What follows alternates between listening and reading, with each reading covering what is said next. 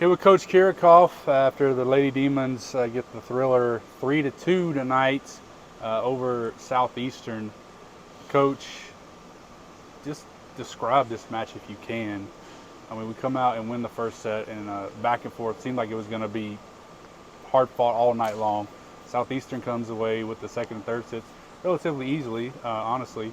But that run at the end of the fourth, going into the fifth, there was almost no way we could lose at that point.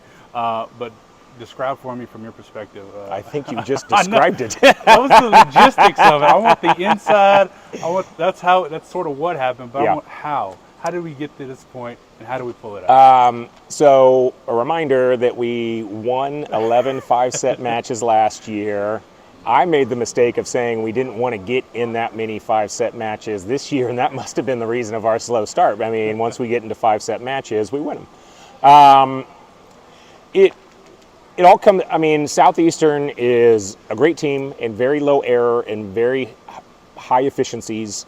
And so I feel like we had to put them in some sort of pressure in set one, and then again in 4, we started serving tough. Now in 2 and 3, like we were just making unforced errors on good hittable sets and just giving points away, and that allowed Southeastern just to be like, okay, we're not going to be that team, and they're usually not. But then, and this is perfectly normal, people go back there and serve, and they're like, well, I don't want to make an error too because we're making a bunch of errors other places. But then in a team like Southeastern, they got too many weapons. They can start running the middle, which they weren't able to do in set 1, which then disrupts what you want to do defensively at the net and back row, and then they get it to their good outsides and right sides, and they run away with a set. Right. That's just the way it works. And so I was just between 3 and 4, just like, okay, we need to do these things at the net and defensively in the back row, but none of it matters if you can't serve a ball tough and to where we want you to get them in a position where they feel they have to force a few things. And we did that.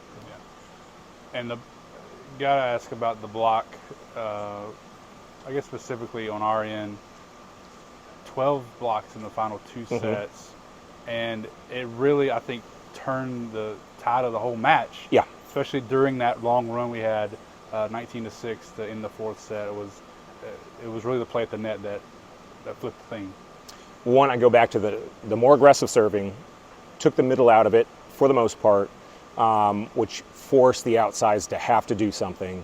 And then what makes that, one, they're great blocking numbers. It's a lot for 2 sets, especially one being a 5th set. But what makes it more impressive is like those outsides don't get blocked. Yeah. They just don't.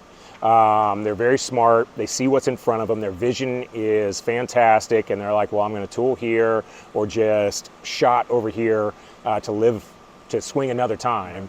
And so to get them in a position to where they had to make tough swings, and then for us to be disciplined enough at the net to be able to take advantage of that is just really a compliment to everyone that was on the floor getting those blocks. Yeah. What does a win like this do for the team that's, we've talked about the tough non-conference leading up to this, built a little momentum on last Tuesday and this Tuesday against Grambling, but to beat the defending Southland champions in a 5-set match on your home floor to start conference play, I mean, the conference got to get a huge boost after that. They do.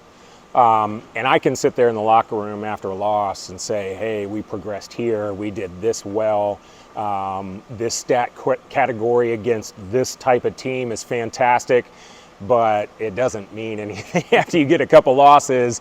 It's just, I mean, I'm just, Charlie Brown teacher, wah-wah stuff.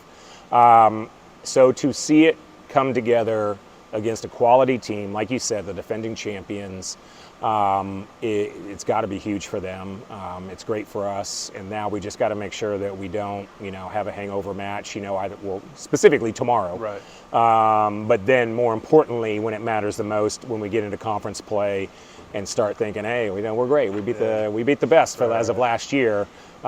We just got to make sure that we know that we still have a lot of room to improve, and then we have to prove to ourselves that we're going to be consistent on a night-to-night basis. I asked about the block earlier. Got to mention and get some thoughts about Reagan. 200 career blocks now. Only took her 42 matches to get there. The fastest player in Yeah. NSU history, which is crazy to think about. And she was huge again tonight. Yeah, she was. She's awesome. I'll be honest, when Karen Stacy came in and said, Reagan got 200, I'm like, you're wrong. And then I saw that you made a post on it. I'm like, well, Brad can't be wrong. That's really fast. And so that's an amazing stat at this point in her career. Yep. All right, Coach. Well, congrats on the win. And like I said, we got 2 more matches this weekend.